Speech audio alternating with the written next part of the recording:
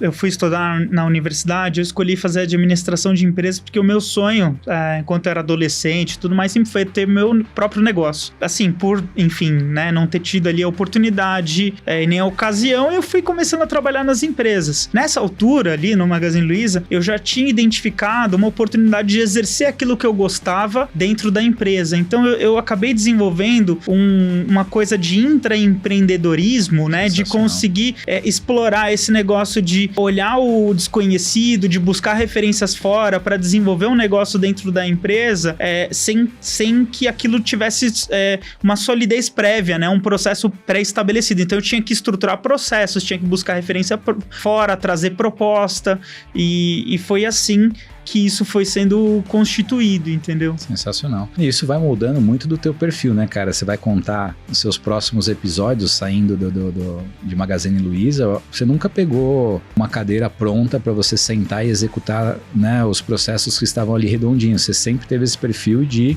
assumir posições onde você teria que desbravar e daí implementar alguma coisa nova.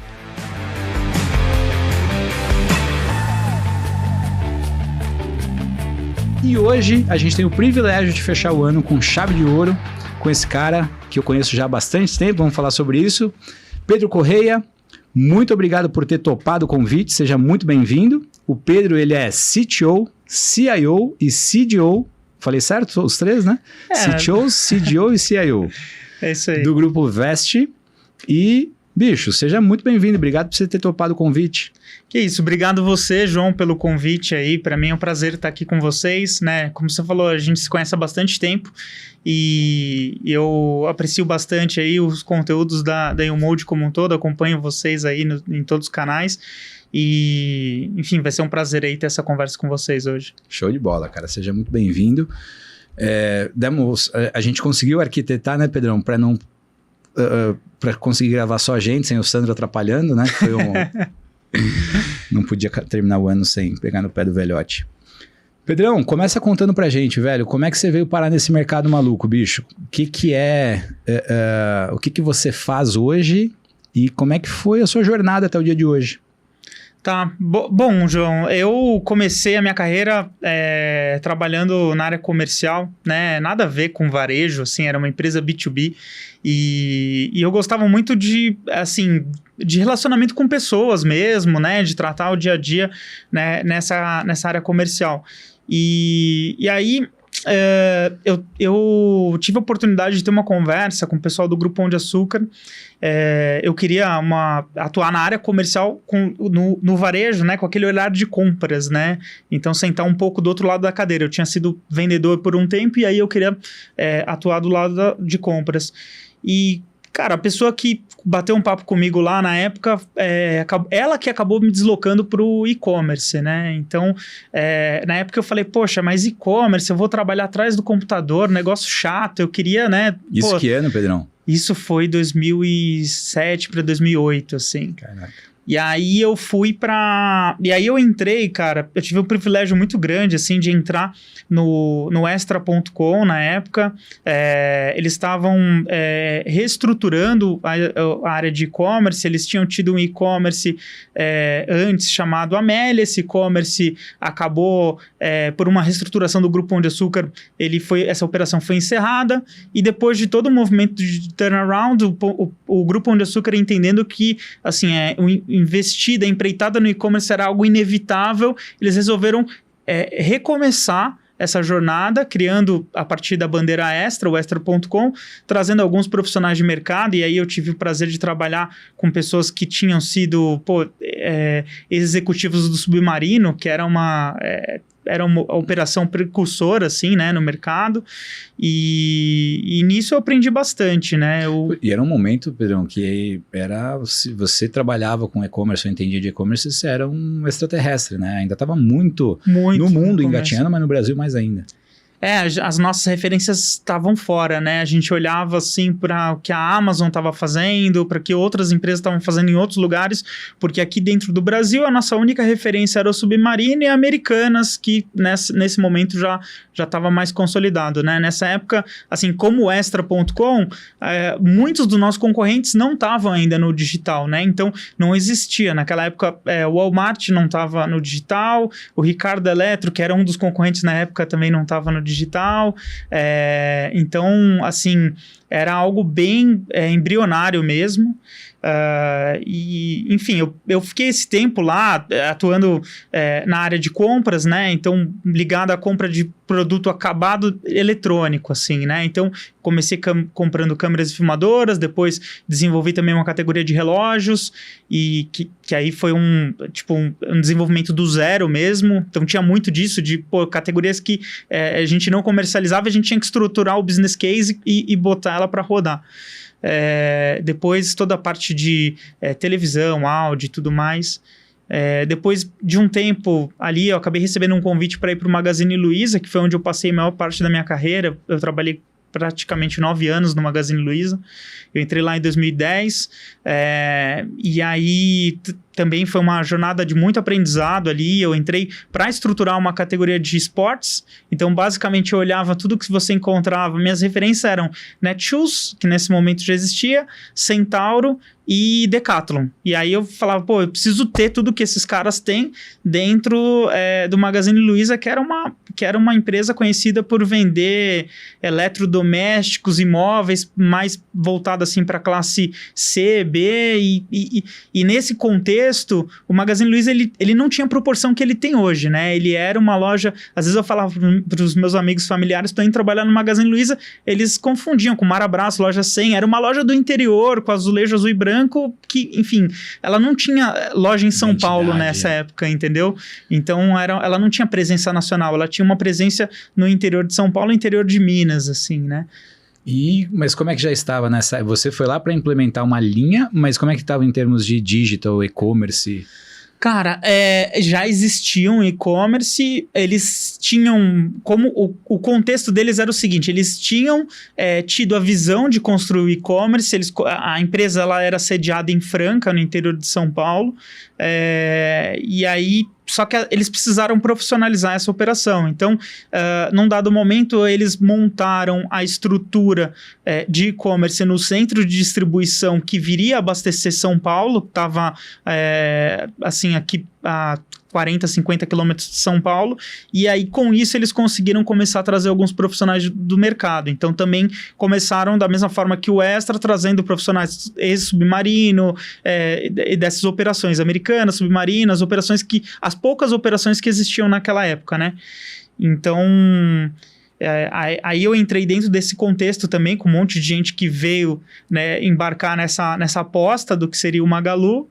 E lá a gente, assim, eu entrei nessa jornada do esporte, né, desenvolvendo esporte, só que eu esbarrei numa questão que era, como eu estava te falando, o Magazine ele era conhecido por vender móvel eletrodoméstico para classe C, e vender o portfólio de esporte era um desafio, porque era um portfólio com uma gama muito ampla de fornecedores e produtos. Então, eu começava a esbarrar num desafio que era assim, eu tinha que ter uma unidade de cada SKU, esse SKU, baixíssima profundidade, SKU vendia e eu tinha lentidão para ter o reabastecimento desse produto.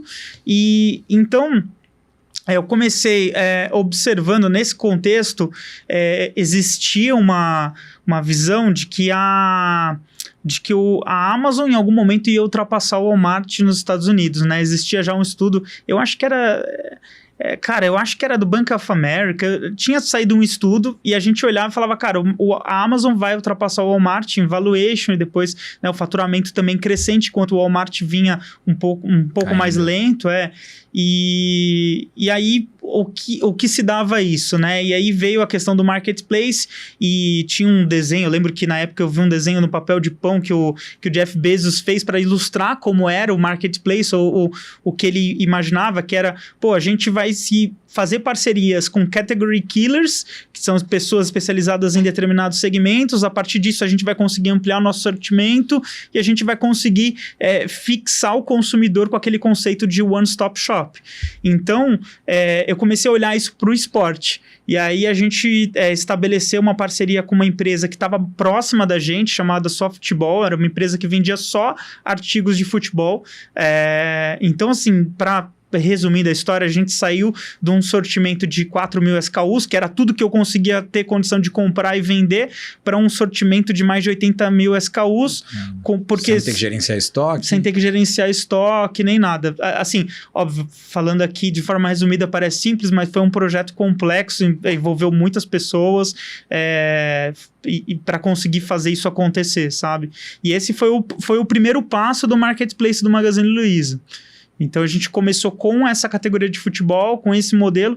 Aí, depois eu saí do esporte e eu fiquei responsável por inserir o Magazine Luiza em novos mercados, replicando esse modelo. O mesmo modelo, sensacional.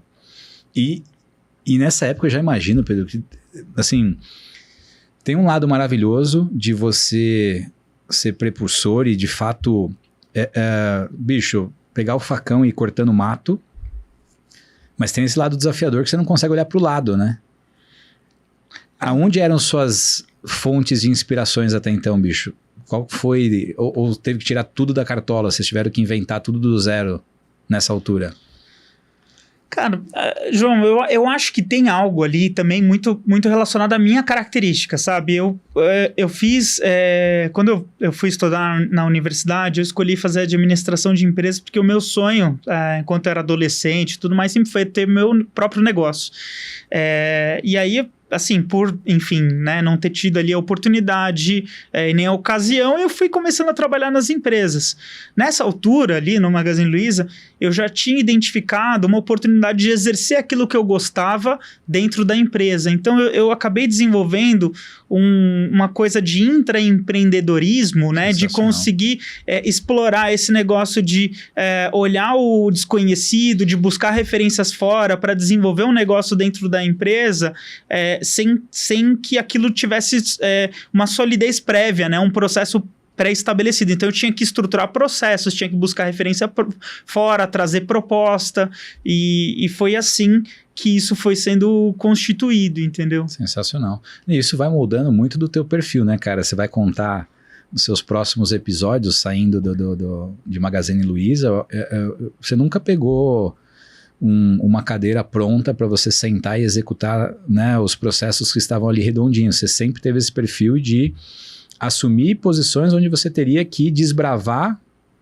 e daí implementar alguma coisa nova. Então, essa etapa aí de Magazine, o que veio a seguir? Então, você começou a desdobrar outras categorias para você implementar o mesmo modelo de negócio. Então, você tinha feito um MVP que funcionou e você começou a fazer... enfim, desdobrar em mais categorias. Isso, foram, assim, acho que ao todo, dentro desse mesmo modelo, foram 13 ou 16 departamentos que foram inseridos. A gente fez parceria, por exemplo, com, logo na sequência, Playtech, de instrumentos musicais. A gente fez parceria com a Época Cosméticos, que depois veio a ser adquirida pelo próprio Magazine Luiza, para entrar com a parte de perfumaria e beleza. Enfim, foram... parceiros no setor automotivo. Então, a gente foi inserindo em vários mercados até que houve um momento em que, e paralelo a isso, eu fui desenvolvendo o que seria o modelo definitivo, né? Então, aquele modelo que era o MVP, ele ainda envolvia a gente receber a mercadoria. Então, na prática, era um just-in-time, né? Ou um cross-docking. Eu vendia mercadoria com lastro no estoque do terceiro, o terceiro me vendia já um preço pré-estabelecido e eu vendia para o consumidor final, emitia nota fiscal para o consumidor final. Então, eu capturava o pagamento do consumidor final, aí eu colocava o pedido dentro de um preço, um estoque já pré-definido para mim, ele me entregava e eu entregava, faturava e entregava para o consumidor final.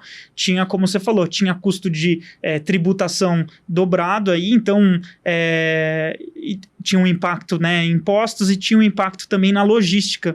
Então eu tinha parceiros, por exemplo, o próprio caso da época cosméticos e outros parceiros, acontecia isso. Então às vezes o produto ele vinha para o Brasil e a gente tem, né, nossas questões tributárias e toda essa guerra também entre os estados, né? Então o produto por conta de benefício fiscal ia, sei lá, para Palmas, no Tocantins, aí ele vinha para São Paulo para poder passar pela minha operação e depois eu entregava para o consumidor final. Então, o produto também viajava muito, né? Então, tinha um gasto grande com transporte também. E aí, isso naturalmente delimitava o tipo de produto que a gente poderia trabalhar. Porque dependendo da margem de contribuição daquele setor, não fechava a conta. E até regiões, imagino eu, que você também deve ter tido de restringir. A gente não chegou a restringir regiões, a gente chegou assim a olhar por categoria, a gente tinha que fazer uma negociação com o nosso parceiro de uma forma que a gente conseguia já embarcar ali boa parte da operação. Tinha as exceções, eu não deixava de vender para o cara que comprava numa região norte, que às vezes é mais caro o transporte, mas às vezes eu tinha que vender o produto. Começou a chegar no momento que eu tinha que vender o produto um pouco mais caro do que era o preço justo, né, de mercado. E aí, nesse contexto, a gente precisava ir para o modelo definitivo de marketplace, que eu vinha construindo paralelamente. Eu brincava lá dentro que era o meu TCC, porque eu tinha especificado todas as integrações que precisavam ser feitas, tinha um investimento grande a ser feito para esse projeto acontecer. Só que aí houve aquele momento, aí acompanhando a história do próprio Magazine Luiza, paralela à minha, né? O Magazine Luiza fez o IPO em 2010, aí ele, com esse capital que ele levantou, ele comprou as lojas do Baú do Silvio Santos, comprou as lojas Maia para entrar no Nordeste, ele comprou uma outra rede de lojas no Sul, e ele começou a abrir loja com capital próprio para o Centro-Oeste. E nisso, a empresa acabou aumentando o endividamento, e foi aquele momento em que, 2014 mais ou menos, acho que foi aquele momento em que o Magazine começou as ações foram caindo por conta do alto endividamento, né, e a gente acabou tendo que passar por uma reestruturação também interna, né, então nesse contexto, o investimento que eu esperava para fazer o projeto acabou não vindo no primeiro, né, de imediato. Mas, ao mesmo tempo, também surgiu outras oportunidades para mim. O meu escopo acabou aumentando, porque nesse contexto de reestruturação, eles precisavam de gente para fazer outras coisas, e aí eu acabei, assim, além do marketplace, eu fiquei responsável por tudo que era ligado à inovação dentro da esfera digital, né? Então, eu desenvolvi ali o aplicativo do Magazine Luiza, a gente teve, na época, em torno de 2012, 2014, o que mais bombava no e-commerce eram os clubes de compra. Então você tinha Groupon, Peixe Urbano e tal.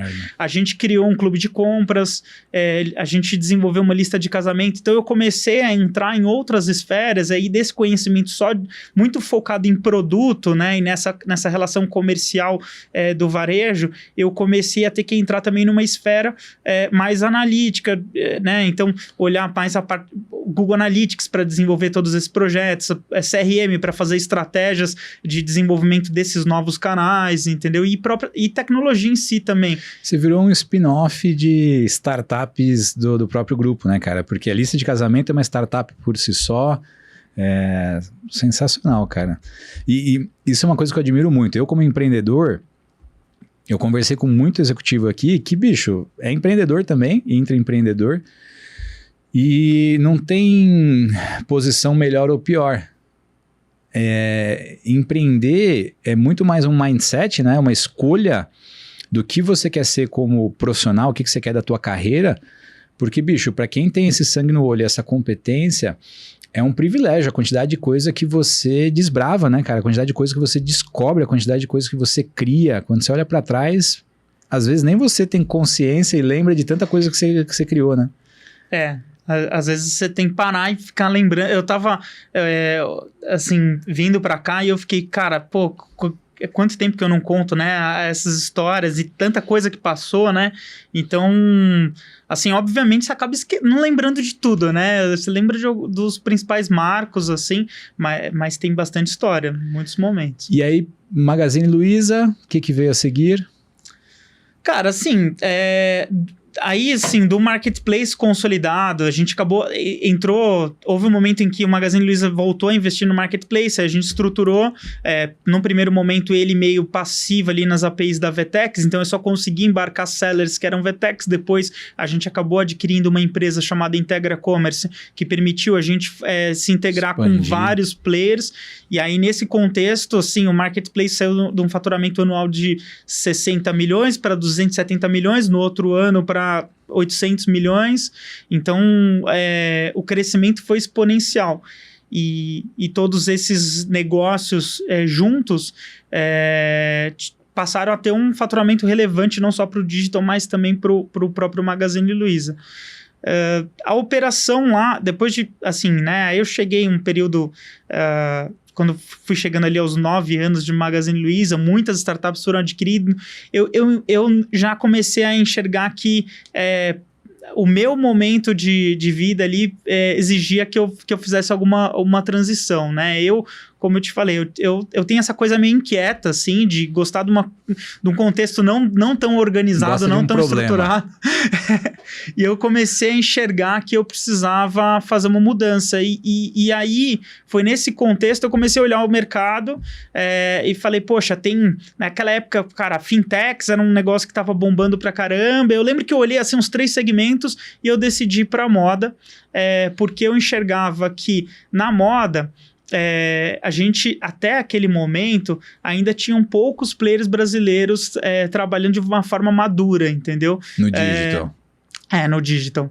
Então, eu brincava, falava, olha, a gente precisou que viessem uns gringos aqui para desbravar o mercado digital no Brasil, porque até então os brasileiros não acreditavam que era possível vender moda no Brasil, né? Então, quem abriu esse mercado, né, pelo menos na minha visão, foi a Privalha e a Dafit ali. Sem dúvidas.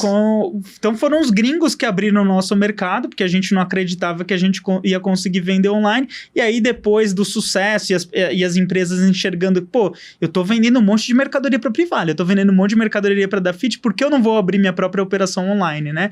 E aí eu comecei a enxergar isso como uma oportunidade, porque eu falei, poxa, o Brasil é um mercado tão importante e a gente tem indústria nacional têxtil, né? A gente fabrica os produtos aqui dentro, a gente tem marcas nacionais. Nem todos se você for olhar outros países assim da América Latina, muitos deles só vivem das marcas internacionais, né? Isso. E a gente tem marcas nacionais, então eu falei, poxa, acho que nesse mercado tem oportunidade para desbravar. Até um parênteses, Pedro.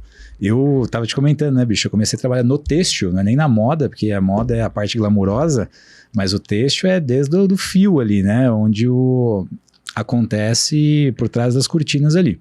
Comecei muito cedo, por conta da minha família, mas, bicho, teve um dado momento que eu desisti do mercado têxtil, cara. Eu já estava startupando em outros segmentos e tal.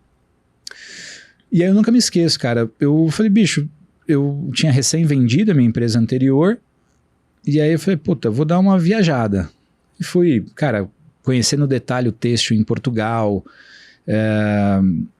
fui conhecer algumas coisas nos Estados Unidos, fui conhecer um pouco de como era o têxtil, a moda, mundo afora, com um olhar um pouco diferente daquilo que eu tinha tido até então.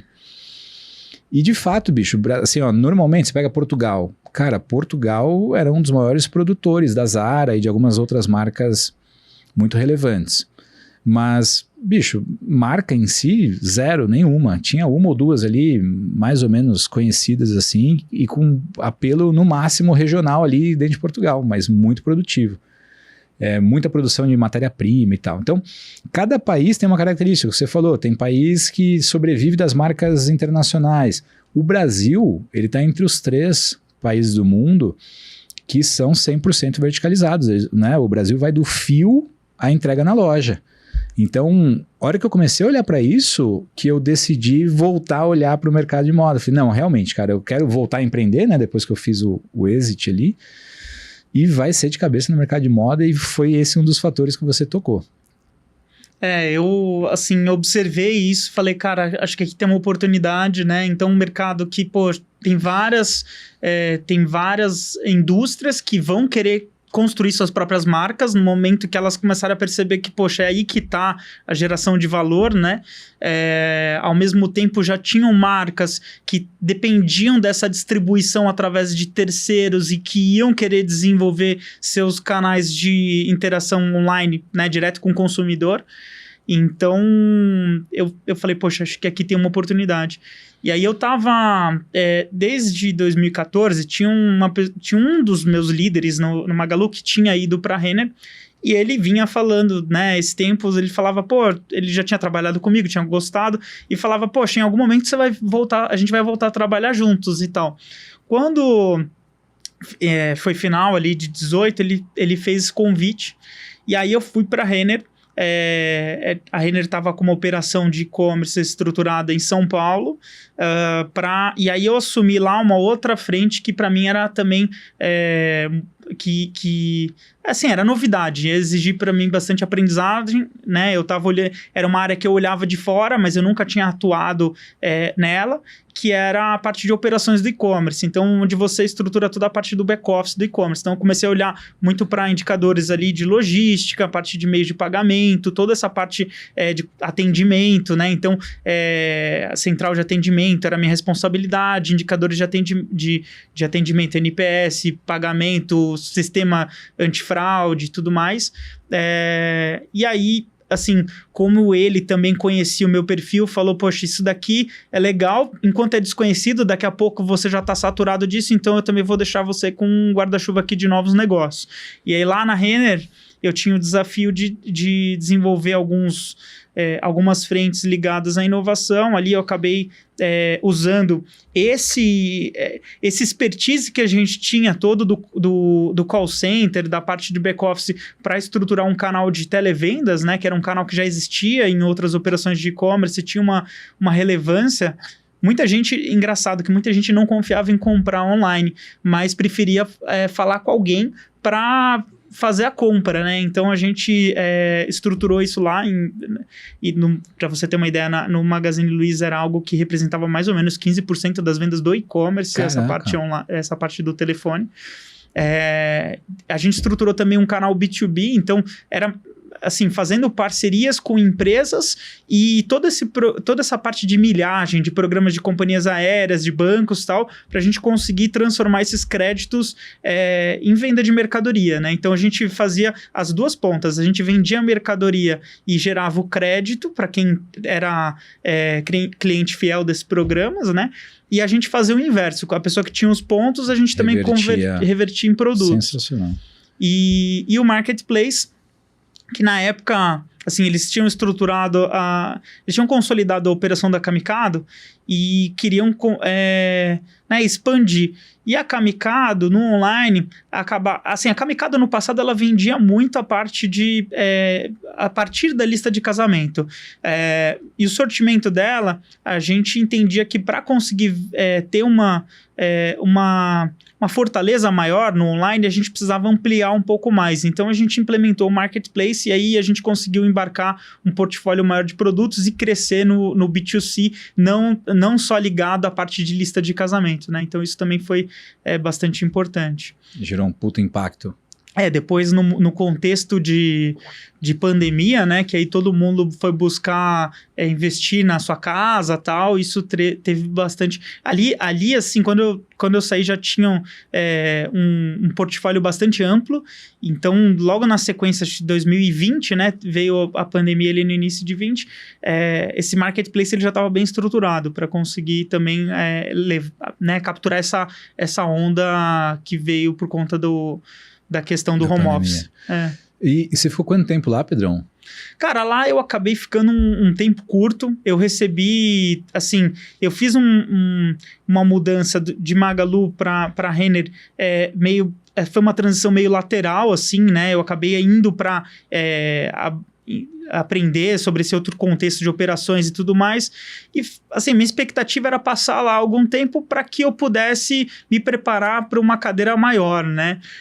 Só que essa oportunidade veio antes do que eu imaginava, entendeu? Então eu recebi a oportunidade para liderar todo o time da Arezzo & Co, né? Então eu ainda, foi antes, né, do contexto ali de asas, eu assumi a operação do e-commerce e fiz uma mudança para o Rio Grande do Sul. Então aí assim, eu passei a ocupar a função que lá na Renner era a função do meu chefe, né? Então, e a Arezzo a gente sabia que tinha um potencial enorme, assim, mesmo dentro da Renner e de outras operações, a gente olhava o que vinha sendo feito lá, então... O mato estava alto.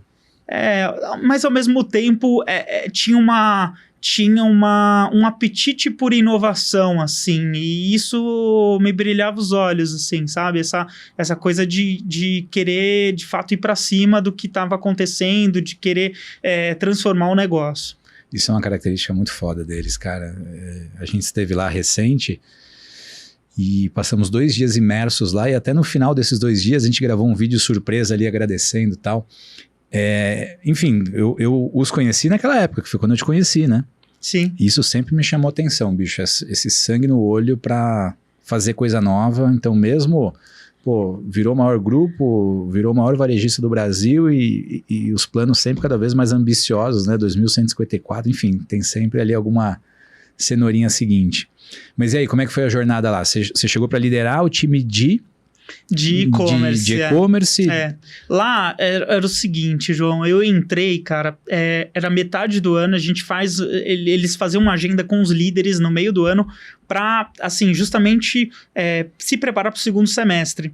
E aí nessa agenda, lembro que eu cheguei e o e-commerce, ele era... A gente separava a empresa ali, os canais, entre soldadinhos verdes e soldadinhos vermelhos, que eram aqueles que estavam batendo meta e aqueles que estavam devendo. E o e-commerce estava devendo, entendeu?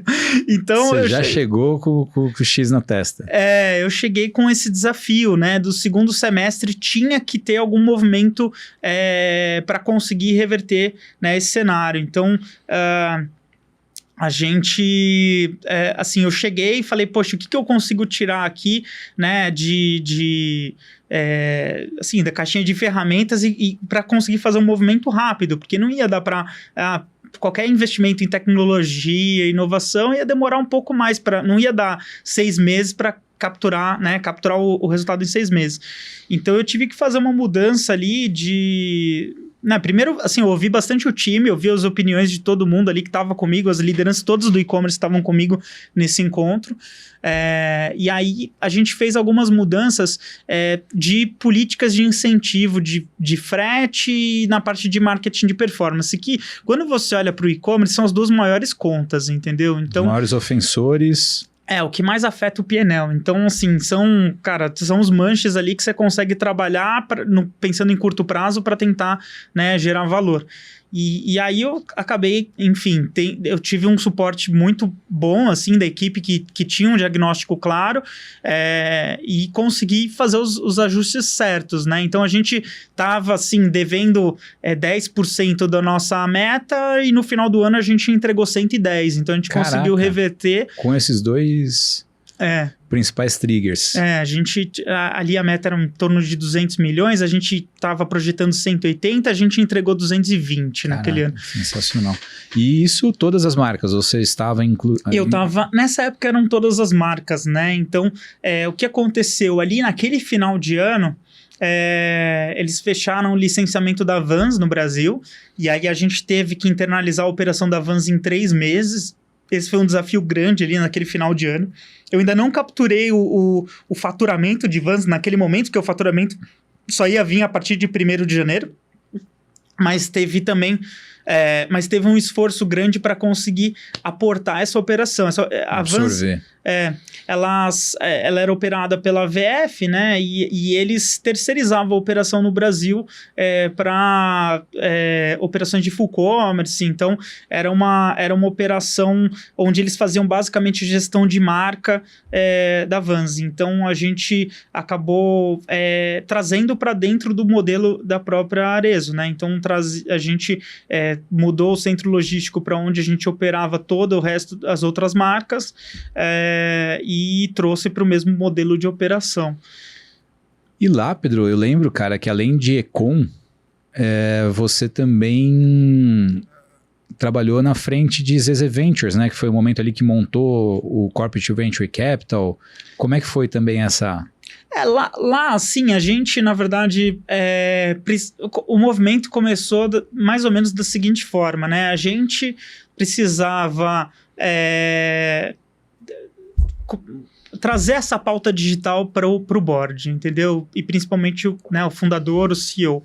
Então, a gente começou criando um comitê que era subordinado ao conselho para tratar a pauta digital, com alguns conselheiros externos que vieram para compor esse grupo de discussão. Então, num primeiro momento, a gente trouxe o Alberto Serrentino, que, enfim, estuda bastante sobre varejo, né, tem as missões que vão para a China, para a NRF, e a gente trouxe também um dos fundadores do Porto Digital de Recife, né, e que enfim, aportaram bastante conhecimento para a gente conseguir tratar a pauta de digital. E aí, nesse contexto, a gente começou a olhar,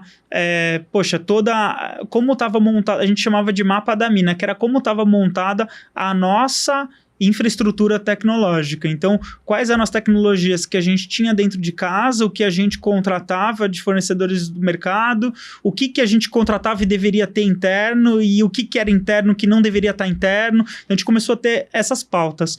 E disso, dessas necessidades que saíram desse chamado mapa da mina, a gente desdobrou isso nos ZZ Ventures, que era justamente um olhar para, como que a gente conseguia trazer para dentro da empresa startups, outras empresas que também poderiam acelerar o nosso crescimento, né? Então, teve uma jornada aí que foi percorrida.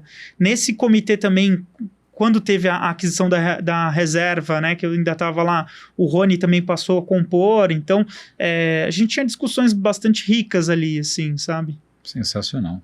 O Rony também é um capítulo à parte, né? O bicho é monstro. E aí, quanto tempo lá, Pedrão? Você ficou 5 anos, 4 anos? Não, lá? Cara, lá foram uns 2 anos que eu fiquei lá. Mas pareceu bastante tempo, cara, porque eu cheguei em 19, eu peguei a pandemia, né, então em fevereiro ali, acho que foi 18 de fevereiro, né, que tudo fechou, eu tava lá no Sul, e cara, a gente tinha uma operação que ela era muito voltada para franquias, né, então nesse contexto os franqueados começaram a cancelar todas as compras, e o e-commerce, cara, era o canal que a gente tinha para escoar todo esse volume de vendas, né. Então, a gente teve que antecipar as liquidações ali, essa mercadoria que ia ser liquidada lá em junho, julho, ela começou a ser, assim, a gente já começou a liquidar ela no lançamento, porque a quantidade de volume que o franqueado comprava era muito maior do que o e-commerce tinha capacidade de dar vazão naquele contexto, né? Hoje, os canais já estão melhor distribuídos, mas naquela época, assim, franquias era muito maior. Era, assim, loja própria era uns 10%, o e-commerce era uns 12%, e o resto era tudo franquia, entendeu? E, cara, essa época, enfim, eu quero saber dos dias de hoje, aí eu vou voltar a te fazer perguntas do passado, mas como é que foi, bicho, essa época num contexto aí de pandemia, enfim, o que você lembra, assim, de marcante que vocês tiveram que tirar uns coelhos da cartola para conseguir sair do outro lado? Cara, a gente, nessa época, foi muito importante, assim, acho que para a empresa a gente entendeu o potencial que o e-commerce tinha, né? Então, a gente escoou primeiro aquele estoque, como eu falei, depois aí a gente começou a entender, poxa, conseguimos escoar, então agora tinha potencial para a gente vender mais. E aí a gente começou a olhar o que tinha de matéria-prima dentro das fábricas, que também a gente precisou ajudar toda a cadeia, né, produtiva, porque o mercado inteiro parou, né? Então a gente chegava nas fábricas e começou a olhar, poxa, o que tem de matéria-prima que a gente pode trabalhar? E a gente começou a construir esses produtos para o online com base no que tinha de disponibilidade de matéria-prima, entendeu? Porque todo mundo parou de comprar, mas o que estava em estoque estava parado. E aí a gente conseguiu transformar isso em mercadoria acabada para a gente conseguir vender. a gente teve que fazer uma organização da parte também de investimento em tecnologia, né? A gente até então tinha que foi a minha primeira experiência com isso foi lá na Arezzo, depois eu tive isso também na Vest, que era, por ser um grupo de marcas, você tinha muitas vezes você desenvolvia um aplicativo para uma marca e aí depois você desenvolveu da outra. Cara, já tinha acho que 5, 6 marcas lá. E aí, quando o aplicativo da segunda marca estava pronto, você precisava voltar para refazer o da primeira, porque você não conseguia ir para a terceira, porque o da primeira já estava obsoleto. Então, eu trouxe muito essa discussão de, poxa, como a gente faz para construir uma plataforma, né? Uma operação que funciona sob um único... Eu trazia muita analogia de uma fábrica de carros, né, cara? A gente precisa ter um único chassi e disso a gente precisa conseguir produzir vários carros diferentes. Para o consumidor final, ele vai estar vendo várias coisas diferentes. Mas, para a gente conseguir ter escalabilidade, isso precisa ter uma fundação única, senão a gente não para de pé. Isso é o princípio da startup, né, bicho? Esse é o maior desafio não da startup só, né, cara, mas de empresa de tecnologia em si. Falo por experiência não só na YouMold, mas tô com 38 também, olhando para trás, bicho, já são quase 20 anos trabalhando com empresas de tecnologia. Cara, esse é o maior desafio. Isso é o que diferencia uma software house de uma empresa de produto, né, de tecnologia. E não só essa questão do chassi, da espinha dorsal, mas como que você lida com as especificidades que vão acontecer também. Isso vai para o core, isso vai ter um ambiente paralelo, que vai ter um versionamento. É aqui que mora o segredo das empresas que conseguem e das que não conseguem escalar, né, Pedro? Tinha esse desafio também, né? Então, assim, pensando nessa linha do chassi, a gente desenvolveu um aplicativo único para todas as marcas. Então, a infraestrutura dele por trás era única, a casca para frente era totalmente diferente. Então, o consumidor, ele não percebe que é a mesma coisa. O checkout também dos e-commerce passou a ser uma coisa só, porque aí a gente conseguia implementar as melhorias que traziam conversão, de fato. E tinha uma coisa também que me incomodava bastante, que era assim, poxa, como marca é um negócio vivo, né? Marca é um negócio que tem alma. A gente tinha que estar o tempo todo desenvolvendo coisas novas para chamar a atenção do consumidor. Então, poxa, vamos fazer agora uma roleta. Agora vamos fazer um negócio de, sei lá, um caça-níqueis. Não sei, a gente inventava um monte de coisa, só que todo aquele repertório a gente desenvolvia para ação, tinha um baita esforço e depois aquilo morria, né? Então a gente começou a ter um olhar, como é que a gente cria um cardápio desse repertório? Então quando eu desenvolvi uma nova feature, a gente tinha esse olhar de, como que eu faço para que isso permaneça na nossa prateleira, para que ali, né? Para que a gente possa ativar sempre que a gente precisar, e assim a gente vai enriquecendo o nosso repertório e não só construindo coisas que vêm para um movimento de uma ação de marketing, depois eles nunca mais vão ser utilizados, porque daqui a, sei lá, 1 ano, 2 anos a gente vai querer voltar naquela história de novo, né? Então, a gente criou uma forma também de fazendo esse repertório. De produtos digitais, né? Exato. Sensacional, cara. E aí, que mais, Pedrão? Você, enfim... Cara, lá teve assim, acho que para fechar a história lá, teve a gente, com esse olhar de ZZ Ventures para marcas, a gente, e também teve junto com isso uma questão que o e-commerce cresceu muito. A gente tinha um e-commerce que era um outlet, ele chamava Outstore.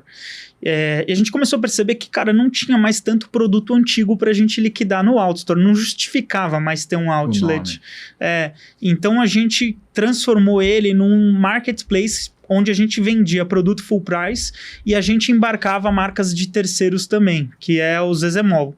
Então, com isso, a gente começou a trazer outras marcas, inclusive algumas marcas que também foram adquiridas pelo grupo. A Bal foi uma das marcas que veio Começou por aí. Começou por aí e depois acabou sendo adquirida pelo grupo.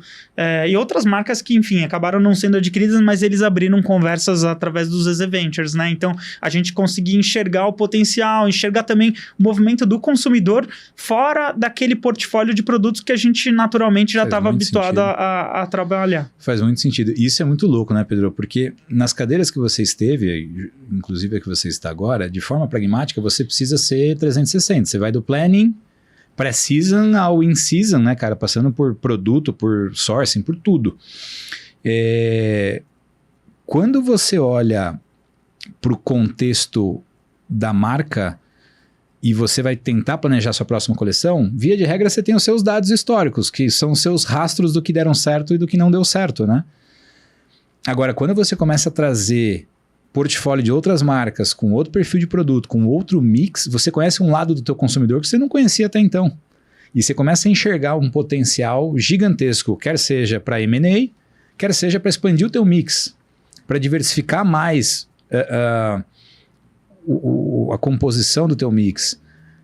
Mas, ao mesmo tempo, é um risco desgraçado, né? Porque passaram por aqui muitas pessoas e a gente conversou sobre DNA de marca. Na tua experiência, assim, Pedrão, qual é a linha tênue entre você surfar esse novo mundo que se abre, que você começa a enxergar um lado do teu consumidor que você não conhecia, mas ao mesmo tempo sem perder o DNA da marca, daquele perfil de produto que a marca está habituada a fazer, quer seja pelo tipo de material, pelo tipo de acabamento, pelo tier de preço ali que ela atua. Como é que você enxerga lidar com essa linha tênue? Pensando nesse contexto que a gente tinha lá, a gente teve esse cuidado, né? Que era fazer uma marca terceira. A escolha pelo nome, ela nem foi minha. Eu, por mim, teria escolhido um nome que não remetesse nada a Arezzo ou qualquer coisa assim, porque a ideia era ter uma loja multimarcas, entendeu? Ser independente total. Que ela não tivesse uma identidade de marca como marca de produto, e sim uma coisa mais agnóstica, assim como a gente conhece, né, da Fit ou outros players que são multimarcas, né, e aí ela vive do branding das marcas. Então, num contexto, num dado momento, ela pode estar lá na home, nos espaços privilegiados dela, falando de uma campanha de uma marca A, que é mais esportiva, né, e no dia seguinte ela pode estar uma coisa mais clássica, uma coisa mais... Então ela consegue surfar assim, ser mais abrangente, mais democrática, né, nesse contexto de conseguir falar com diferentes públicos. Era esse o objetivo, entendeu? Então, eu acho que quando você pensa numa marca em si, é um desafio maior. Se eu fosse fazer um marketplace e receber produtos esportivos dentro de uma marca como, sei lá, Arezzo, Schutz, que era uma marca mais, de calçado, enfim, não ia ter um desafio maior de conseguir conectar as coisas, e às vezes, em alguns momentos, podia até não conversar com aquilo que aquela marca está querendo falar, né? A gente tinha coleções que eram... a cada 2, 3 semanas, e, cara, às vezes você virava uma coisa totalmente clássica, e aí, de repente, imagina, eu lá tentando oferecer legging, entendeu? Tipo, não tinha muito... Ornava a história. Então eu acho que ia ter um desafio maior se fosse dentro da própria marca, né? Por isso a gente optou por fazer fora, para que fosse uma coisa maior. A gente olhava muito assim, poxa, qual é o corte que a gente vai querer ter em termos de percepção de valor da marca, mas a gente queria um portfólio amplo. Essa era o nosso propósito. Sensacional. E, cara, antes de entrar já agora na sua jornada atual, né, de Grupo Veste, que eu também vou querer aprofundar bastante aí. Pedro, você faz parte da história do e-commerce no Brasil. Eu tenho amigos que participaram do nascimento do Buscapé. Então, apesar de não ser um ambiente que eu domino, não tenho vivência prática, nunca trabalhei efetivamente no e-com, eu adoro conversar sobre, né, cara? Se você for traçar na linha uma timeline assim, né, cara, o e-com, por um dado momento, ele servia para liquidar o que sobrava. Né? Ele era literalmente, recolhe tudo que sobrou das lojas, queima no e-com.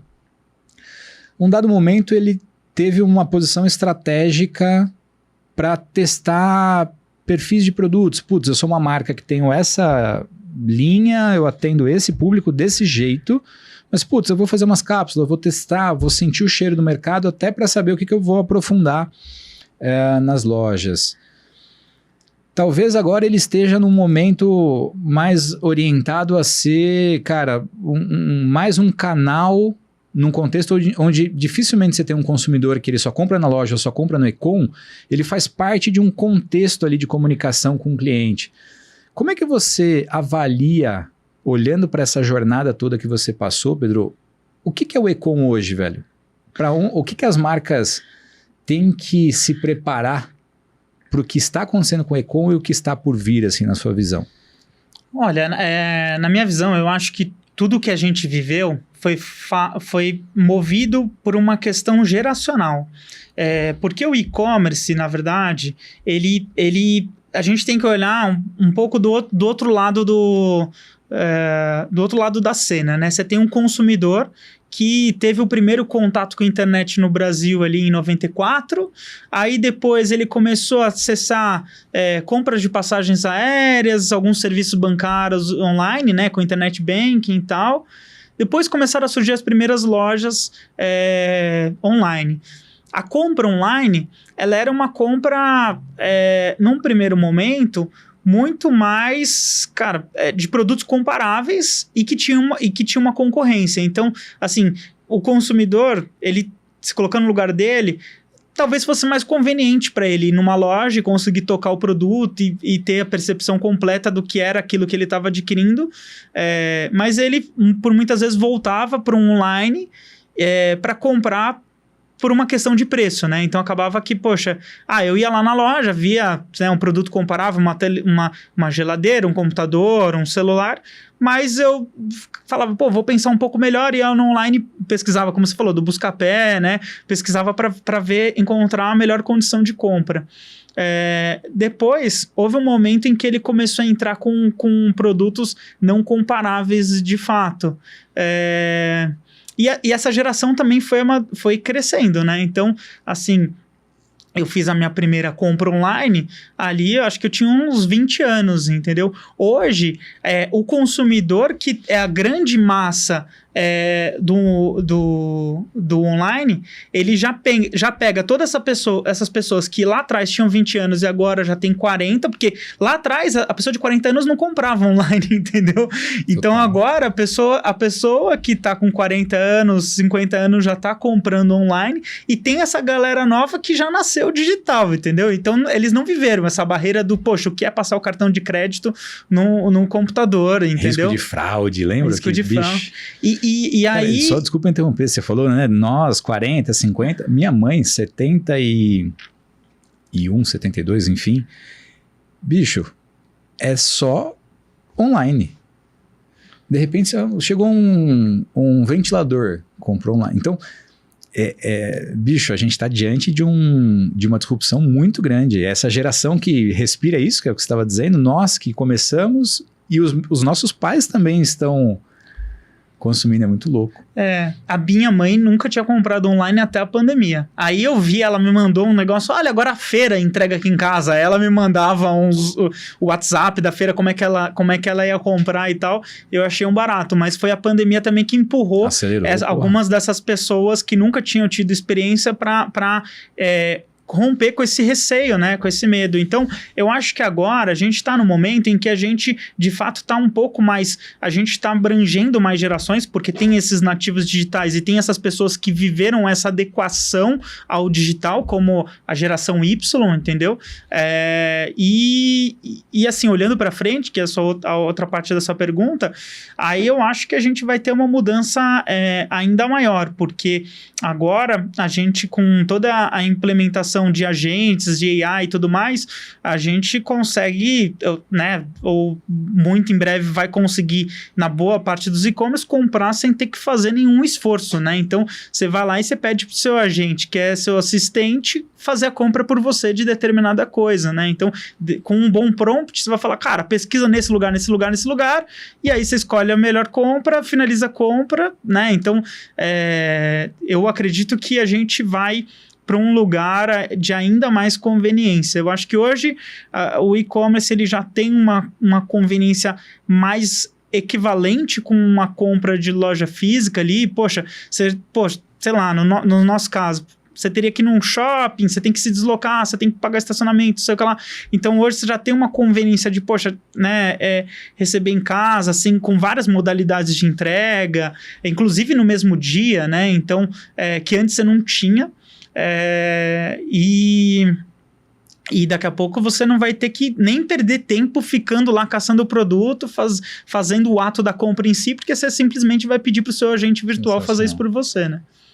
Sensacional, cara. E num contexto, Pedro, agentes já tem uns, sei lá, 2 anos que começaram a tatear as primeiras experiências com agentes. E também, com agentes, a gente também vem passando por vários altos e baixos, né? Então, primeiro tinha dificuldade de entender contexto, aí beleza, resolveu um pouquinho disso. Dali um pouco tem dificuldade de dar um atendimento mais personalizado, porque está me oferecendo coisas sem olhar o que eu comprei. Daqui a um pouco a gente tem um outro problema que camiseta não é só camiseta, tem uma questão da gola, da manga, do tecido, né? Tem uma série de que o agente também não lida. Que momento que nós estamos assim, Pedro? O que você recomenda para marcas olharem com atenção em termos de atributos de produtos e também sobre, cara, uma informação que pouca gente fala, que é sobre a segurança do dado, porque hoje no final do dia não existe uma legislação para lidar com as LLMs, então para onde vai ser o dado, como que você filtra, como é que você vetoriza ou faz um barramento, como é que você enxerga isso num contexto onde ainda tem muita coisa que a gente não sabe, né? Cara, eu vejo que a gente está amadurecendo em várias frentes paralelas, né? Então, a gente teve a questão da LGPD, que eu acho que trouxe bastante avanço em relação a definir quais são esses guardrails, essas regras em torno do dado do consumidor. Eu acho que isso trouxe mais proteção para o próprio consumidor, mas também mais clareza para as empresas de, poxa, como a gente pode tratar os dados de uma forma ética, de uma forma adequada, né? Então, acho que isso trouxe uma série de avanços ali. A gente definiu dentro da Vest uma política de privacidade, onde todos os consumidores que passam ali pelas nossas interações com loja, o e-commerce, eles acabam tendo essa interação para, poxa, que tipo de dado que eu quero guardar, né, permitir que a empresa guarde, e a qualquer momento a pessoa pode ir lá e pedir, poxa, eu quero fazer o opt-out desses canais, eu posso pedir para simplesmente destruir todos os meus dados, entendeu? Então é algo que hoje a gente tem os mecanismos e o consumidor tem a clareza do que ele pode fazer. Quando você fala de LLM, o que a gente precisa ter é muito cuidado para fazer com que assim, essas LLMs de fato estejam integradas a todas essas regras de negócio, entendeu? Então, o cuidado que a gente tem, por exemplo, na Vest é de usar IAs que são pagas, a gente não usa nenhum tipo de dado assim, da empresa num formato gratuito, que você não, de fato aí você não sabe para onde está indo, e buscar tornar isso integrado aos processos, né? Então a gente criou, por exemplo, um ambiente de AI corporativo, onde a gente consegue plugar lá diferentes LLMs, e esse ambiente que está integrado ao nosso Data Lake trabalha ali os dados, respeitando o que a gente pode fazer com cada dado, entendeu? Então as regras elas estão constituídas dentro do nosso Data Lake. Sensacional. E então você falou do grupo Vest, Pedrão, já vamos então cair de cabeça. Saiu de Arezzo, foi pro grupo Vest, foi isso? Foi isso. Eu entrei na Vest, era já etapa meio final ali de pandemia, né? Então eu entrei em 21. A gente estava num contexto de turnaround dentro da Vest, né? Nesse momento ela se chamava Restock, né? Muita gente conhece a empresa como Restock, né? Que foi como ela abriu capital lá atrás e tal, e como ela foi consolidando as marcas, né? Então uma empresa que foi, ela nasceu assim, na verdade, ela nasceu de uma loja multimarca então vendia produtos de outras marcas em oportunidades, né? Então, meio que como se fosse um outlet. E aí, a partir disso, as empreendedoras que estavam por trás do negócio, né, a Traude Guida, a Raíja e o Alexandre, que hoje é o nosso CEO, eles encontraram uma oportunidade de criar uma marca. E aí, eles criaram a Lelis. E aí, pouco tempo depois, falaram, poxa, a gente precisa levar essa marca começou a fazer muito sucesso, falaram, cara, a gente precisa levar essa marca para os holofotes, e aí montaram a loja no Iguatemi. E aí depois, poxa, essa marca começou a ficar muito forte em São Paulo, e várias pessoas que de fato passavam por São Paulo, e ela começou a expandir o Brasil inteiro.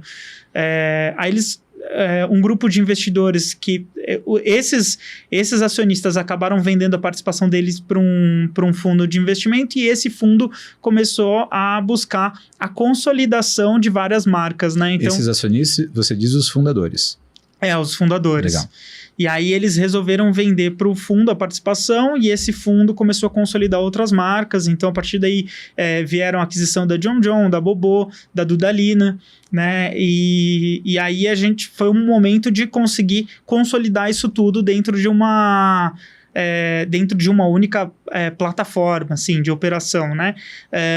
E aí, durante um período, depois que os fundadores saíram do negócio, houve um momento em que, de fato, assim, acho que com a distância dos fundadores e muita gente que passou pelo negócio, o negócio acabou, assim, perdendo um pouco o que era, de fato, o DNA de cada marca, um pouco do que era, né, o modelo de operação. E as marcas, e essa consolidação também, naturalmente, ela não é fácil, né? Porque a Lelis era uma marca que vivia muito do varejo, a Dudalina, que era outra marca forte, vivia muito do atacado. Então, as marcas tinham também características diferentes. E as pessoas que vieram do mercado, nesse momento em que os fundadores saíram e vieram pessoas do mercado, eles não conheciam esse histórico, né? Então, teve um contexto ali conturbado entre 2014 e 2018. 2019, 20 ali veio a pandemia, o e-commerce tinha ele não estava bem estruturado, então eles tiveram um esforço muito grande para conseguir montar a operação Omnichannel, porque boa parte do estoque estava em lojas, então eles estruturaram em 2019, e aí conseguiram em 2020 conseguir acelerar essas vendas, e foi a partir daí que o e-commerce de fato começou a crescer. Eu entrei em 21, então, diante desse contexto, né, de um e-commerce recém-estruturado, com um omnichannel que funcionava, mas que ainda precisava...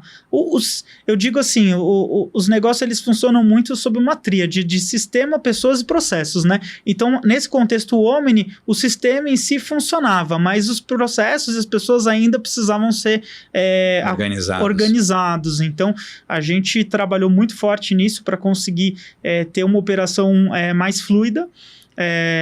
E hoje, assim, o e-commerce, ele participa ali, né, a nossa receita digital é em torno de 19%. Então, essa operação agora, eu acho que ela está num estágio mais maduro mesmo, mas foi uma jornada que eu vivi aí de 21 até hoje, de consolidação dessa estratégia digital, né, junto com também vários movimentos da própria empresa, de mudança também, né? Então, eu falo que quando eu entrei, a Dudalina ainda estava nessa etapa de consolidação com um grupo, entendeu? Tinha muitos processos, as duas principais marcas, a Dudalina e a Lelis, operavam de forma muito diferente, entendeu? Então, a gente precisava buscar uma sinergia. Hoje, eu vejo que essa sinergia, ela aconteceu, mas a gente precisou fazer algumas mudanças lá dentro para que isso, de fato, engrenasse. E hoje a gente começa a perceber, de fato, a Lelis aproveitando a venda B2B, que era a fortaleza da Dudalina, e a Dudalina se consolidando no varejo, que era uma das fortalezas, né, da Lelis. Então, assim, dentro das empresas, eu sempre procuro pensar assim, como que... E eu tenho que adequar também o meu papel ao que a empresa está vivendo, né? Então, acho que teve essa jornada aí. Ali a gente também criou um comitê de digital, como eu falei, que a gente fez lá atrás na Arezzo. Isso foi bem importante para a gente começar a tratar essa pauta também dentro da empresa, né? Em todas as empresas por onde eu trabalhei, assim, geralmente a pauta de digital, ela é uma pauta que, poxa, falta um pouco de interlocução, né? Então, é criar esse comitê que você traz algumas pessoas de fora, que já viveram e conseguem trazer um pouco da experiência também de fora, porque não é só, né, a pessoa de dentro de casa falando, fica ajuda. Viciado, né? De qualquer forma, você olhando só para o seu contexto ali, você também acaba ficando enviesado para priorizar. Então, pessoas de fora com conhecimento para contribuir, eu digo até, enfim, na própria Umode, apesar de ser uma empresa bem menor, né, em comparação, a gente já tem 3 anos que a gente tem um conselho consultivo. E isso muda a vida, né, cara? Porque às vezes você tá cheio de certeza que o melhor caminho é A, B, C, mas você tá lidando com o teu contexto ali, que por mais que você estude um pouquinho, olhe um pouquinho para fora, você tá respirando o teu ali o tempo inteiro, né? Então faz toda a diferença. E Pedro, hoje, até na hora que eu te apresentei ali, eu brinquei com você no começo, ainda em off, que você tem, bicho, você ter só um si num cargo já é difícil, né, cara? Que você tem, no seu caso, você tem 3. Então, explica um pouco. Você é o diretor de tecnologia, de dados e de inovação, né? Traduzindo ao pé da letra ali. Qual que é o teu desafio num contexto onde, bicho, com essa enxurrada de AI, data lake e marcas dentro de um grupo onde você tem que manter o DNA de cada marca, mas você tem que otimizar ao máximo para extrair valor de uma mesma espinha dorsal que você comentou do aplicativo de Arezzo, no final do dia eu acho que o grande desafio do grupo é conseguir enxergar o que é replicável e deve ser pasteurizado, assim, todas as marcas devem, e ao mesmo tempo, o que você tem que manter isolado para não perder o DNA dessas marcas, e como que tecnologia entra no meio disso tudo. Assim, o desafio que eu te trouxe no contexto anterior, né, da Arezzo, ele se repete também na Vest, e acho que para todas as empresas que se propõem a ser uma casa de marcas, né? Mas, ao mesmo tempo, o que eu acho que também vale ser dito é que a gente tem também um desafio na estrutura organizacional para justamente preservar esse DNA das marcas, né? Então, quando a gente viveu esse momento de turnaround, a gente criou cadeiras que é quase que a gente brinca internamente, que a gente fala que é quase como se fosse um CEO da marca, né? Então, abaixo do CEO, a gente tem os diretores de marcas, que são pessoas que dentro daquela marca, eles consolidam todo o tema, e eles vivem aquela marca. Então, se fosse como várias outras marcas que não estão embaixo de uma House of Brands, né? Eles estão fora, é o CEO, né? Ali dentro as pessoas acabam tendo o privilégio de, além de comandar toda aquela marca, ela tem o apoio dos diretores corporativos que conseguem oferecer uma plataforma com mais solidez, porque abrangem todas as marcas que são transversais. Então o meu papel, ele é um papel transversal lá dentro, e aí naturalmente para a gente conseguir é uma faca de 2 gumes, porque assim, ao mesmo tempo que você preserva a identidade da marca, você precisa ter pessoas mais polivalentes em todos esses papéis, entendeu? Então, até então, eu tinha tido muita experiência no e-commerce, como eu falei, até na área de tecnologia e CRM, mas sempre com o olhar do e-commerce. Dentro da Vest, eu passei a ter um papel mais abrangente para conseguir também levar isso para outros canais. Então, hoje eu sou responsável também pela parte de tecnologia para loja física, para franquia, para, enfim, todos os canais, em todas as frentes, né? Então, tem vários desafios ali que assim, acho que para todo mundo, isso não só para mim, mas para todo mundo que está lá dentro, as pessoas têm uma fortaleza em uma determinada coisa, mas tem que exercer um papel um pouco maior para que o todo pare de pé, porque senão a gente ia precisar de muito mais gente do que a gente tem, né? Então, para manter uma estrutura adequada ao porte da empresa e tudo mais, e ao mesmo tempo a identidade das marcas, a gente tem esse desafio também quando a gente fala de estrutura organizacional. Design organizacional. Cara, e que aí que tá o X da questão, né, cara? No final do dia, tecnologia, etc., é a parte mais fácil, né? Nós que trabalhamos com tecnologia, pode parecer um tiro no nosso pé, mas o grande desafio tá aí, bicho, design organizacional e governança. E aí sim, como que tecnologia suporta isso tudo, né? É isso. Assim, na parte de tecnologia, cara, nessa jornada eu tive que interagir com várias coisas que antes, em outros papéis, quando eu penso no contexto de Magazine Luiza, né, ou empresas monomarcas, você tinha o suporte de outras pessoas para olhar, né? Então o papel era mais fatiado, era mais distribuído as coisas, e ali acaba que a gente tem que ter algo um pouco mais abrangente. Então, esse ano a gente, por exemplo, fez uma migração de data center, que é um negócio que, poxa, eu conhecia muito pouco de infraestrutura, né? A gente teve que fazer um projeto super relevante e que abrange toda a empresa. Migrar legado. De migrar legado, de olhar para o legado. A gente está fazendo agora uma reimplantação do nosso RP, né, por conta da reforma tributária. Então, a gente também tem um RP que a gente está com... tem 22 anos ali usando o mesmo RP. Então, a gente está aproveitando esse contexto de reforma tributária para também, né, sanear um pouco esse histórico. E acho que isso abrange várias cadeiras lá também. Quando eu olho, por exemplo, o diretor de supply, em outras empresas ele era o diretor de supply, mas lá de logística, assim, lá dentro, cara, ele tá cuidando da fábrica, ele cuida de outras coisas que também tira um pouco da zona de conforto. E eu acho que isso também, eu vejo que isso também acontece com as marcas, né? Porque, como eu falei, elas são como se fossem mini CEOs, mas cada uma delas tem a sua... tem algo que está mais no centro daquilo que foi a formação dela, né? Então tem uma pessoa que de repente é mais comercial, mas ela tem que lidar com o estilo e tem que liderar também as outras frentes ali de estilo, planejamento e tudo mais. E isso acontece também internamente nas nossas cadeiras, entendeu? Então, acho que esse é um desafio, assim, quando você pensa numa casa de marcas, assim, para conseguir estruturar, mas ao mesmo tempo eu acho que para quem gosta de...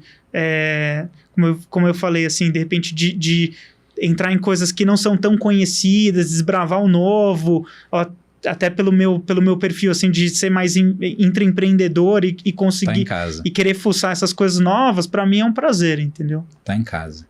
Sensacional.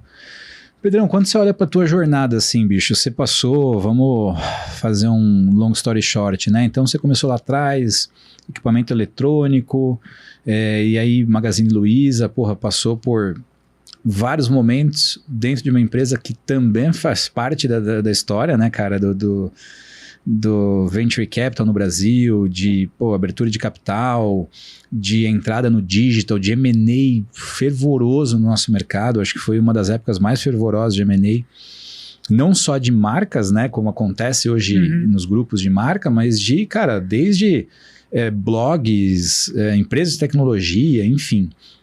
Eu acompanhei muito de perto pela minha formação em tecnologia, né? Formação não, pela minha vivência em tecnologia. Aí depois, beleza, Magazine, aí, Arezzo, Grupo Veste. Quando você olha para essa sua jornada, eu acredito que você teve momentos onde, bicho, você trabalhou mais perto dos fundadores, você bebeu direto da fonte ali, o nascimento né, por que aquela marca nasceu, como ela... E teve momentos onde você lidou diretamente com executivos que não necessariamente detinham o DNA da marca. E até mesmo em momentos onde, por trás, fundos de investimento que no final do dia quer saber a última linha. Deu resultado, não deu, não quer saber se fornecedor entregou, não entregou, se a cadeia é complexa, se não é. Quando você olha para essa sua jornada, assim, Pedro, como é que você definiria a sua trajetória no sentido de uma característica assim que você julga, por tudo que você passou, característica de sucesso de um líder, sabe? De um fundador de uma empresa, de um executivo, de um empreendedor, de um intraempreendedor. O que você viu assim que você poderia traçar um perfil de sucesso, cara? Cara, eu acho que independente, é óbvio, as características das pessoas, elas são diferentes. Eu acho que isso, na verdade, acaba ditando mais do que se você está lidando com um fundador, com um fundo ou com pessoas que estão liderando ali no contexto corporativo. Porque, no fundo, o que todo mundo quer é a mesma coisa, né? É crescimento com rentabilidade, né? Quer, assim, que o negócio seja sustentável a longo prazo, entendeu? Se for algo diferente disso, provavelmente tá vivendo alguma disfunção ali, né? Mas em todos os contextos por onde eu passei, felizmente eu não vivi isso de ser disfuncional. As pessoas de fato estavam buscando crescimento com rentabilidade e olhando a longo prazo o negócio. Desde o Magazine Luiza, que eu vivia com a família, né? Já era uma gestão corporativa mais liderada pela família Trajano, até, enfim, nas outras empresas onde, enfim, a Renner era uma corporation, mas, enfim, tinha muito do DNA ali do que tinha sido a gestão do Galó, que fez o principal, acho que turnaround na empresa lá na década de 90 e eu vivi essa passagem de bastão dele ali para o Fábio Fátio. Depois na Arezzo, que também era uma corporation com a presença muito forte do fundador, né? E na Vest, que, enfim, é gerida por um fundo, mas que, assim, conseguiu se reencontrar à medida que também trouxe esse olhar do fundador para o negócio. Então, eu, assim, até uma das primeiras coisas que eu fiz quando eu entrei na Vest, eu falei, poxa, qual que é o principal desafio aqui? Poxa, a gente tava passando por esse contexto de pandemia, precisava crescer, mas sem tirar o olho da rentabilidade. Então, a primeira coisa que eu fiz foi abrir o P&L e olhar, como é que tá a rentabilidade desse negócio e buscar eu cuidava naquele contexto só do e-commerce, eu falei, poxa, eu preciso que esse negócio tenha pé de igualdade com a rentabilidade dos outros canais, né? Ele ainda estava um pouco atrás. Então, eu acho que quando você tem esse olhar, né, de, poxa, rentabilidade, crescimento e sustentabilidade do negócio a longo prazo, dificilmente você não vai estar alinhado com qualquer um dos perfis. Negócio, né? Sensacional, Pedrão. Cara, a gente parece que está 10 minutos aqui, né? O tempo passa rápido. Já estamos chegando nos nossos finalmente. Eu sempre gosto, Pedro, de pedir recomendação de conteúdos. Você, como é um cara, já te falei isso em outras oportunidades, cara, eu interajo com muita gente no mercado, né? E é muito legal a forma como você lida com tecnologia. Normalmente, a pessoa de tecnologia trata a tecnologia como, bicho, a coisa mais importante do mundo e o protagonista. E eu sempre achei interessante a forma como você trata a tecnologia a serviço do negócio, né? Então, eu queria que você compartilhasse com quem nos ouve, Pedro, quais são as fontes de conteúdo hoje que você consome de fato, aonde você busca informação sobre AI, aonde você estuda, aonde você pesquisa sobre tecnologias, aonde, enfim, o que você pode compartilhar com a turma? Cara, eu busco em fontes diversas, tá? Assim, desde livros, YouTube ou referências, né, online também, podcasts como esse, eu escuto vários. Então, por exemplo, quando eu assumi a área de tecnologia ali na Vest, eu falei, cara, eu preciso aprender rápido de cibersegurança. Eu comecei a ouvir um podcast de cibersegurança que eu falei, cara, eu preciso, enquanto eu tô no trânsito, enquanto eu tô em outros contextos, ouvir o que o mercado tá falando disso, porque é algo que tá... assim, é algo recente, né? Uma preocupação mais recente que, ao mesmo tempo, pode gerar um impacto, né, muito grande, né, nos negócios. Então, é algo que eu acabo me conectando bastante. Eu vejo que as pessoas que também estão nesse mercado acabam também sendo pessoas que estão sempre, olhando o que tá acontecendo. Tem uma preocupação muito grande com o contexto, com o que está acontecendo hoje, sabe? Porque o tempo todo dia, assim, eu tenho alguns grupos, todo dia surge um novo ataque, algum novo problema que você tem que estar antenado. Mas assim, cara,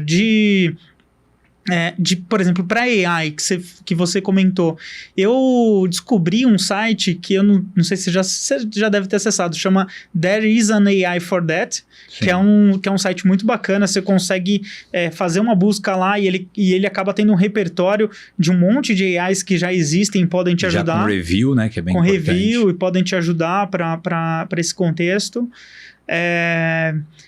Cara, eu gosto da literatura também para quando eu, assim, preciso pegar uma coisa mais estruturante, ou até, cara, assim, preciso realmente desconectar um pouco do que está acontecendo e mergulhar em algum assunto.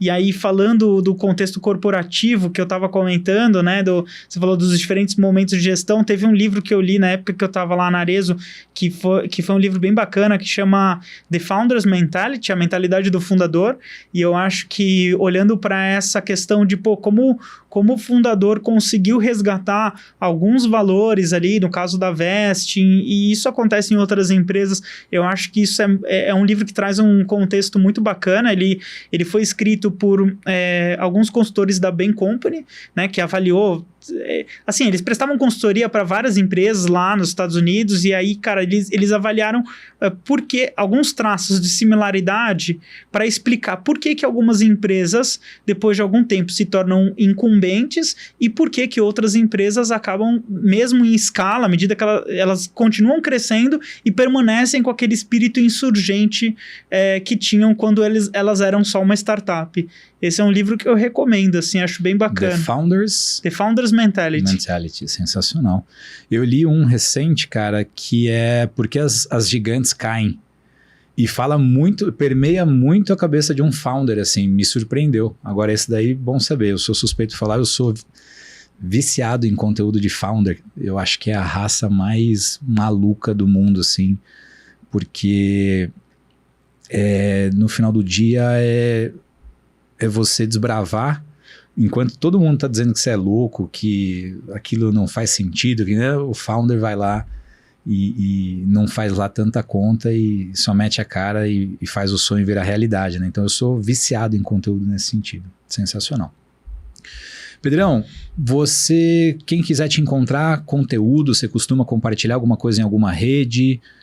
Cara, eu compartilho mais usando o LinkedIn, né? A rede que eu acabo acompanhando mais também conteúdos de terceiros. Então, quem quiser me encontrar lá é Pedro Correia de Souza. Você pode colocar na URL ou fazer a busca lá. Na URL é /Pedro Correia de Souza, ou fazer a busca por Pedro Correia de Souza, vai me achar. Sensacional. Pedrão, passou rápido, mas te agradecer.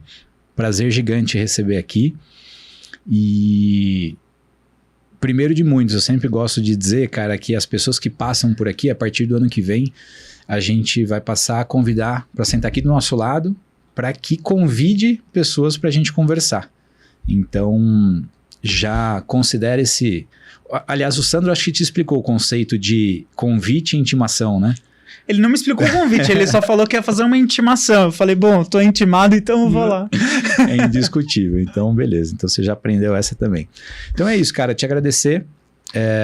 E primeira de muitas aí que a gente ainda vai trocar.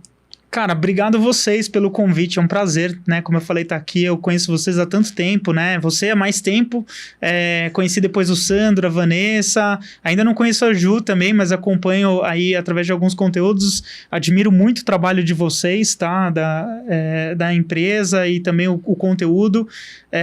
Então, cara, eu só queria te agradecer por estar aqui hoje, por ter essa oportunidade de trocar com vocês, enfim, compartilhar também com todo mundo que está acompanhando um pouco da minha história. Sensacional, Pedro. Nós que agradecemos e só reforça o motivo pela qual esse podcast nasceu, né? Eu te falei ali em off ainda, quando a gente criou era porque, bicho, o Sandro Costa, né? 30 anos de varejo, a Vanessa Rinaldi, que você citou, 20 e poucos anos de varejo, a Ju, 20 anos.